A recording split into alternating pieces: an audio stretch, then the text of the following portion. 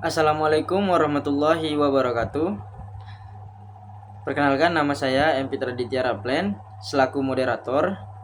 Kami dari kelompok 6 yang akan membawakan presentasi kami yang berjudul Transformasi Pembayaran Digital, Risiko Persepsi Pembayaran Non-Tunai. Sebelum itu saya ingin memperkenalkan kelompok saya terlebih dahulu.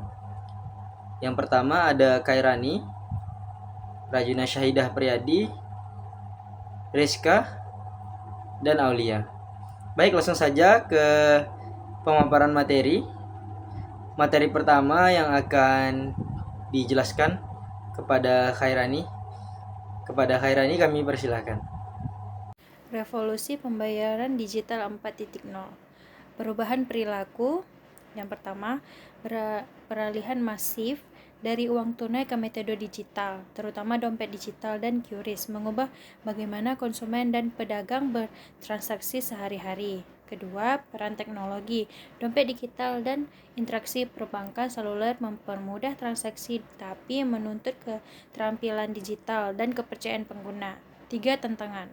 Literasi digital yang tidak merata dan kebiasaan tunai menjadi hambatan utama dalam percepatan adopsi. Nah, mengenal persepsi atau persepsi risiko. Persepsi adalah ketidakpastian atau kekhawatiran yang dirasakan pengguna saat melakukan transaksi digital. Nah, risiko ini sering mengaruhi kebutuhan lebih kuat dibandingkan kemudahan penggunaan. Yang pertama, keamanan data. Nah, kekhawatiran kebocoran data pribadi, akses tidak sah, dan penipuan. Yang kedua, kegagalan sistem. Nah, gangguan teknis, downtime, dan kegagalan autentikasi yang membuat transaksi gagal. Dan yang terakhir ada resiko operasional, itu keterlambatan dana masuk, proses refund lambat, atau kesalahan rekonsiliasi. Nah, kemudian kita masuk di ekosistem pembayaran di Indonesia. Nah, kita ada QRIS. QRIS kini menjadi standar nasional untuk pembayaran non-tunai, memungkinkan interoperabilitas antar provider.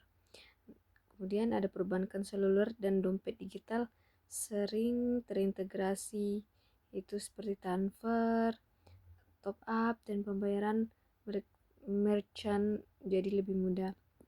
Kemudian ada Bank Indonesia yang mendorong Indonesia pembayaran terintegrasi yang aman, efisien, inklusif. Kemudian akan dilanjutkan oleh teman saya. Mengapa kita ragu faktor penghambat adopsi? Literasi keamanan rendah, itu yang pertama. Kedua, kekhawatiran privasi. Ketiga, budaya tunai. Nah, banyak pengguna belum paham praktik OMAN atau OTP, phishing, verifikasi. Yang kedua itu takut data dipakai tanpa izin atau terjadi pelacakan transaksi. Ketiga, nilai psikologis, uang fisik, dan kebiasaan lama memperlambat pergeseran. Nah, di sini ada studi kasus 1, persepsi risiko di lingkungan kerja. Temuan utama, persepsi risiko merupakan faktor tunggal signifikan yang menurunkan minat penggunaan layanan bayaran internal. Insight, memudahkan fitur UI UX tidak cukup. Karyawan butuh bukti keamanan dan kebijakan perlindungan data. Studi kasus 2, adopsi QRIS di UMKM Purbalingga. Subjek, pelaku UMKM di Purbalingga Food Center.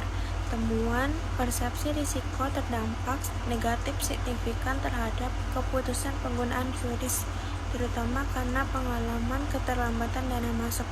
Implikasi, gangguan arus kas langsung mempengaruhi kepercayaan pelanggar. Solusi teknis dan komunikasi diperlukan. Studi kasus 3, perilaku pengguna dompet digital Dana. Subjek, ada 114 responden di Kecamatan Purwosari.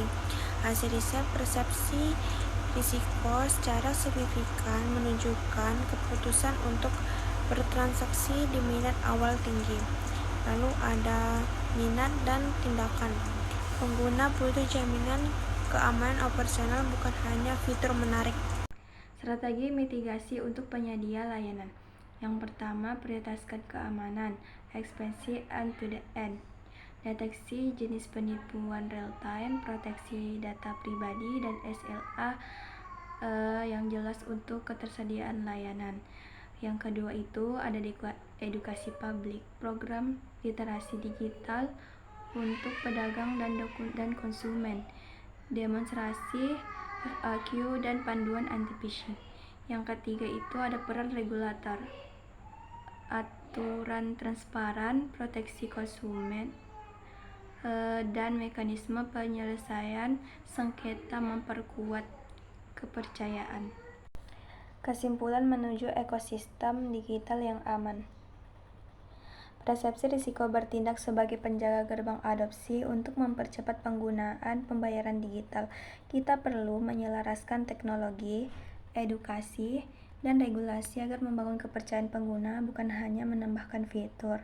Aksi cepat, audit keamanan, kampanye, literasi, dan kebijakan refund yang jelas dapat menurunkan persepsi risiko dalam 3-6 bulan.